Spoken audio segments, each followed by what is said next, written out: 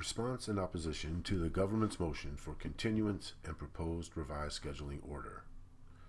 United States of America plaintiff versus Donald J. Trump and Waltine Nada. The defendants, President Donald J. Trump and Waltine Nada, in the above captioned matter, respectfully request that this court deny the government's proposed schedule order, withdraw the current order, ECF number 28, and postpone initial considerations of any rescheduled trial date until after substantive motions have been presented and adjudicated. This extraordinary case presents a serious challenge to both the fact and perception of our American democracy. The court now presides over a prosecution advanced by the administration of a sitting president against his chief political rival, himself a leading candidate for presidency of the United States. Therefore, a measured consideration and timeline that allows for careful and complete review of the procedures that led to this indictment and the unprecedented legal issues presented herein best serves the interest of the defendants and the publics. Thus, pursuant to 18 U.S.C. 3161H7A, based on the extraordinary nature of this action, there is most assuredly no reason for any expedited trial, and the ends of justice are best served by a continuance. Additionally, the legal questions are significant and present issues of first impression. The intersection between the Presidential Records Act and various criminal statute issues has never been addressed by any court, and in the defendant's view will result in a dismissal of the indictment. The authority, vel non, of the special counsel to maintain his action likewise presents a potentially dispositive issue of impression in this court. Additional significant matters include the classification status of the documents and the purported impact on national security interest. The preparatory of utilizing any secret evidence in a case of this nature is the potential inability to select an impartial jury during a national presidential election. Moreover, the extensive and voluminous discovery, coupled with the challenges presented by the purported classified material, has yet to be produced, will require significant time for review and assimilation. All these questions further warrant a continuance pursuant to 18 U.S.C. 3161H7B. The government's apparent view of these unprecedented issues should be adjudicated on an expedited basis as simply unattainable and ignores the magnitude of this case. Thus, the court should respectfully, before establishing any trial date, allow time for the development of further clarity as the full nature and scope of the motions that will be filed, a better understanding of a realistic discovery and pretrial timeline, and the completion of the security clearance process, such that the defendants can be informed fully as to involved evidence and thus be able to present more informed arguments as to the relevant legal issues. Moreover, defendants expect that various key legal issues will be fully dispositive, thus negating the need for any trial. Given the broad discretion this court has when evaluating application of Speedy Trial Act exclusion and the demonstrative application herein of the factors enumerated in 18 U.S.C. 3161H7A and B, the court should adopt and implement an approach which postpones establishment of any trial date. See United States v. Hatfield 466 F. App 775-777, 11 circa 2012, recognizing trial court's broad discretion. In further support of their position, the defendants state as follows. The defendants were indicted on June 8, 2023, on a series of charges centering defendants' handling of documents bearing purported classification markings and alleged obstruction efforts, ECF number 3. On June 13, 2023, defendants were presented before United States Magistrate Judge Jonathan Goodman. On the same day, President Trump was arraigned on indictment and entered a plea of not guilty, see ECF number 16. However, Mr. Nada had not yet retained counsel, admitted to practice before this court, so his arraignment was continued to June 27, 2023. This arraignment was further continued on July 6, 2023, and Mr. Nada then entered a plea of not guilty. See ECF, NOS 44 and 50. 3. Following the June 13, 2023 proceeding, the government initiated the security clearance process for counsel to both defendants. Defense counsel had been working through the arduous process of obtaining necessary security clearance, see ECF number 21, and will update the court pursuant to its July 6, 2023 order, ECF number 57. Even after the applications are completed, there will be some meaningful delay during this pendency of the approval process. 4. The government's investigation into matters at issue in the indictment has been ongoing for over a year.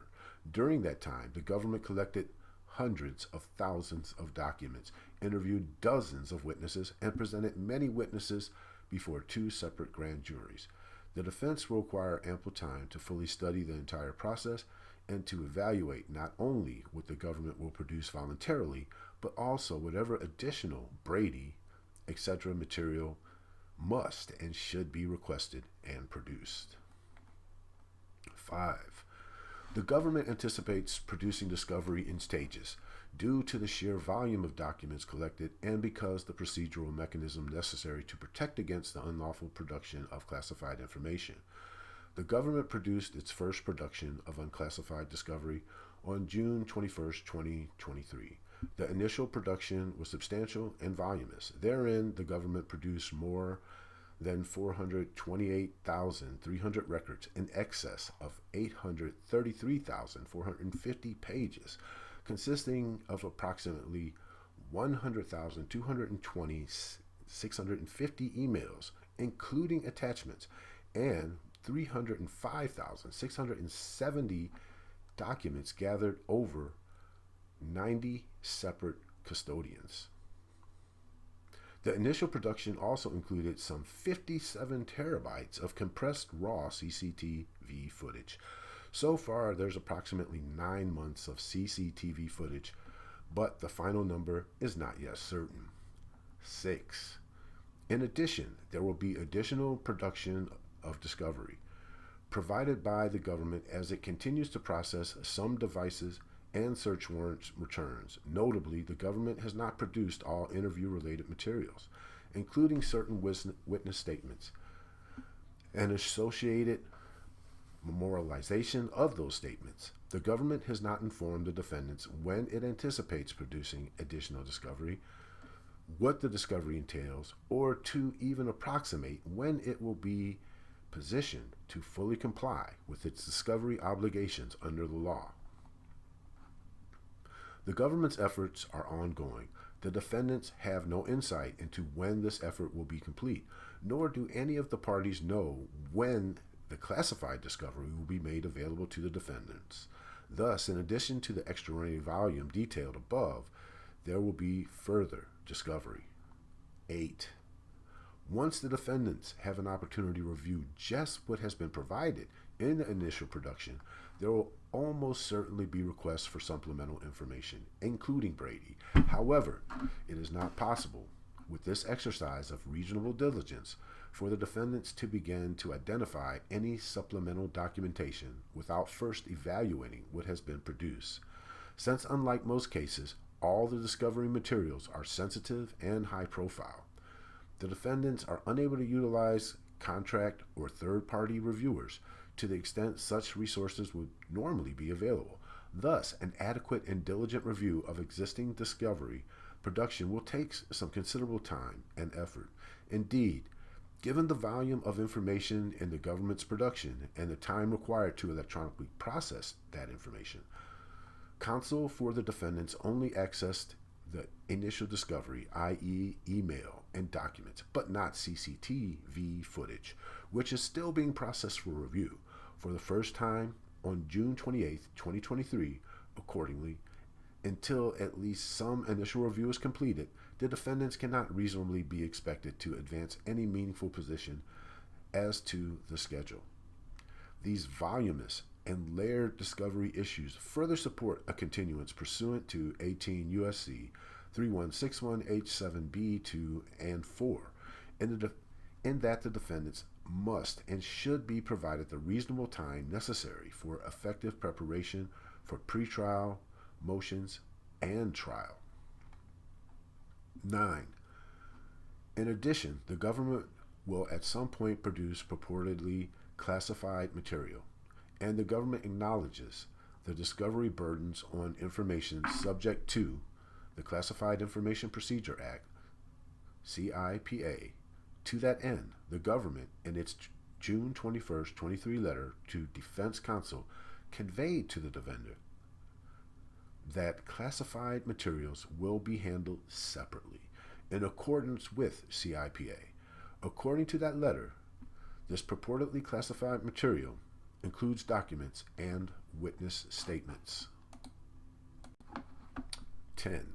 CIPA procedures are, of course, demanding and critical, especially in a case of first impressions before any court of the United States, because CIPA establishes process for determining before trial the use, relevance, and admissibility of classified information that the defense reasonably expects to disclose. See United States v. Fernandez, 913 F2D 148 151, 4th Circuit, 1990.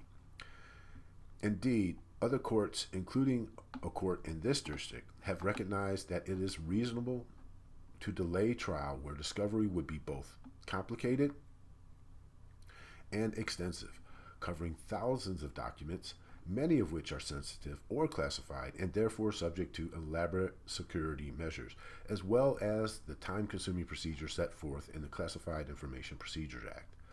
United States v. Noriega, 746 F Supplement 1548, 1559 SD, Florida, 1990, opinioning that the prosecution of Panama's former dictator, Manuel Noriega, was both unusual and complex, and accordingly warranted a continuance. See United States v. Flores, 975 F Sup 731, 736, and 4 EDPA 1997. Recognizing the nature of a complex criminal case involving national security interests and extensive and time-sensitive proceeding under the Classified Information Procedure Act. United States v. Poindexter, 719 F Sup 68 DDC 1989, realizing the procedural complicated events in litigation that involves issues of classified discovery and those which are likely to be presented under the Classified Information Procedure Act. Defense counsel's meaningful review and consideration for use of purportedly classified records cannot begin until it first receives security clearance. Then, only after review and consideration of that material can the defendants engage in an informed dialogue with the court regarding the applicable CIPA issues and procedures. In general, the defendants believe there should be simply no secret evidence, nor any facts concealed from public view relative to the prosecution of a leading presidential candidate by his political opponent. Our democracy demands no less than full transparency, but it is nonetheless premature to even engage in the evaluation of such issues, and the court should therefore postpone its consideration until the defendants are able to participate in an informed debate. Indeed, significant effort will be required to sort through purportedly classified documents once received from the government before any motions on behalf of defendants can even be filed. At present, based on the government's requested schedule, the trial would begin December 11th, 2023, with pre-trial motions due in the preceding months. From a practical matter, the volume of discovery and the CIPA logistics alone makes plain that the government's request schedule is unrealistic. 12. By further example, the government proposed timeline differs markedly from two relatively recent CIPA-involved cases. United States v. Reality Winner, 464 F Sup 3D 1375 SDGA Aft 835F APPX 1002, 11th Circa 2020, and United States vs. Choquin, number 18 CR 611 2020 WL 1689826, ND IL April 7th 2020. In Winter, the defendant was indicted June 7th 2017, but trial was not set to commence until October 15th 2018. A plea was ultimately entered prior to trial. In Choquin, the defendant was indicted January 24th 2019, but the case was not tried until September 12th 2022. The timeline in both these cases contrasts starkly with the government's proposed 6-month timeline in this case. The timeline in both these cases contrasts starkly with the government's proposed 6-month timeline in this case. 13. Furthermore, contrary to the government's assertion regarding the nature of the legal issues in this matter, see ECF number 34, this case presents novel, complex, and unique legal issues, most of which are matters of first impression. As noted above, this court will need to evaluate the intersection between the Presidential Records Act 44 U.S.C. 2201, 2209, and the various criminal statutes forming the basis of the indictment. These will be questions of first impression for any court in the United States, and their resolution will impact the necessity, scope, and timing of any trial. Moreover, also noted above, the defendants anticipate pursuing constitutional and statutory challenges relative to the authority of the special counsel to maintain this action. Additional issues of first impression for this court. The defendants may also challenge the purported classification status of certain documents at issue. In this action, however, any such challenge cannot possibly be evaluated and presented prior to a review of the actual materials at issues. Thus, again, contrary to the government's conclusionary assertion, this case falls squarely within 18 U.S.C. 316187B2. Therefore, ample time must and should be provided for the presentation, debate, and adjudication of these and other significant issues prior to the consideration of any trial date. While the government appears to favor an expedited and therefore cursory approach to this case, it cannot point to any exigency or urgency requiring rapid adjudication. There is no ongoing threat to national security interests, nor any concern regarding continued criminal activity. 15. By contrast, defense counsel submits that the court's paramount concern must be that defendants receive a fair trial, which requires adequate time to prepare defense, requiring defendants to adhere to the scheduling order, see ECF number 28, and the schedule proposed by the government, see ECF number 34 and 2, would be prejudicial. The government's request to begin a trial of this magnitude within 6 months of indictment is unreasonable, telling, and will result in a miscarriage of justice. Indeed, proceeding to trial on December 11th, 2023 would deny counsel for the defendants the reasonable time necessary for effective preparation and result in a miscarriage of justice. 18 U.S.C. 3161H7BI. Accordingly, the ends of justice served by granting a continuance outweighs the best interest of the public and the defendants in a speedy trial. ID 3161H7A, see ECF number 34. 16. President Trump is running for President of the United States and is currently likely the Republican Party nominee. This undertaking requires a tremendous amount of time and energy, and that effort will continue until the election November 5th, 2024.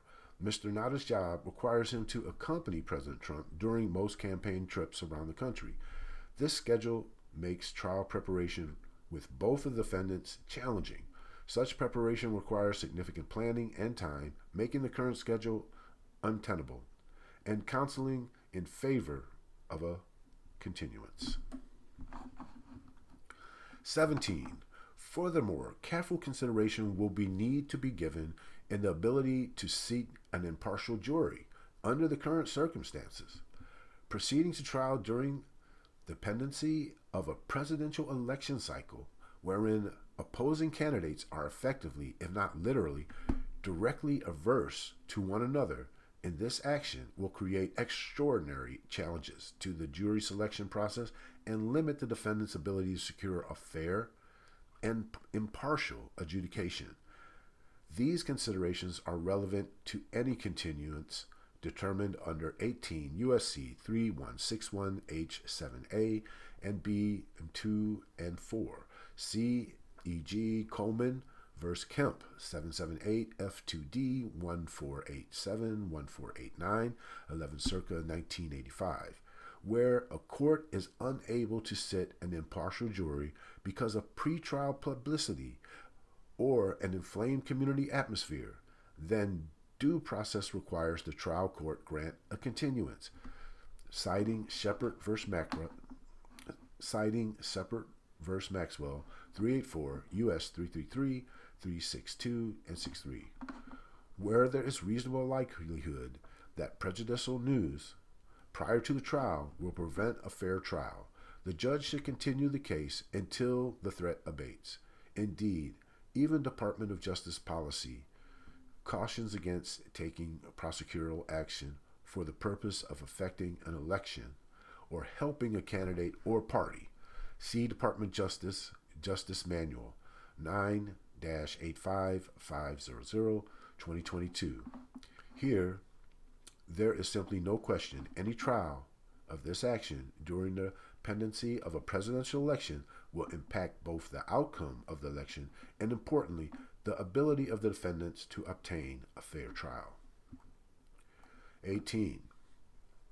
Finally, previously scheduled trials and other matters for both President Trump and defense counsel makes it nearly impossible to prepare for this trial by December 2023. For example, President Trump and Mr. Blanche are preparing for a March 24th criminal trial in New York Supreme Court. Mr. Chris and President Trump are preparing for a lengthy civil trial in New York Supreme Court commencing October 2nd, 2023.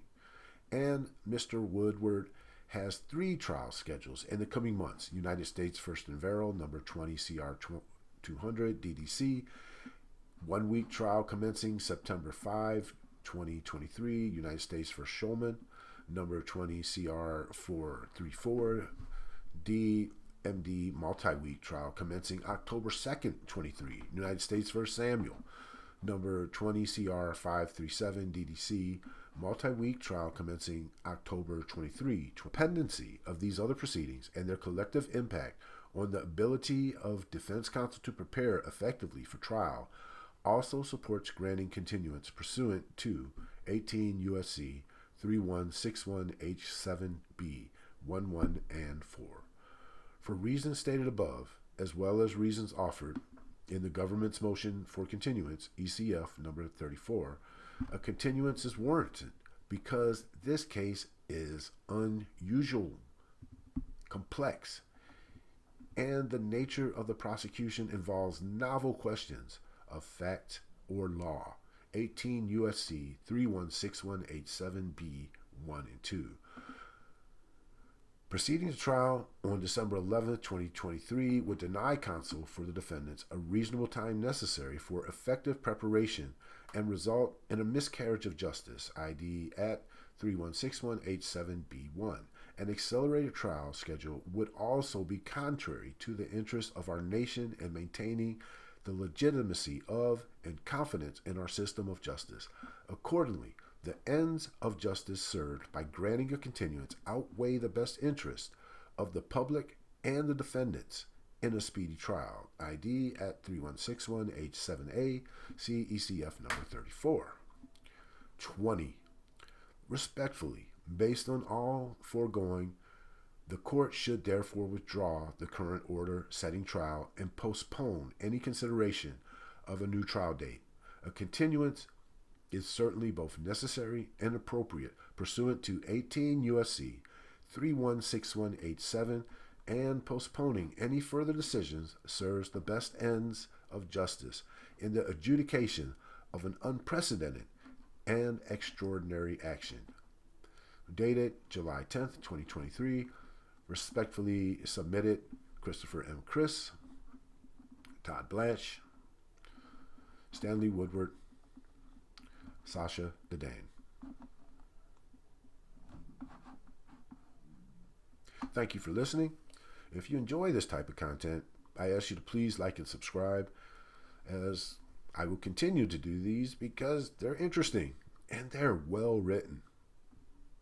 Thank you for listening.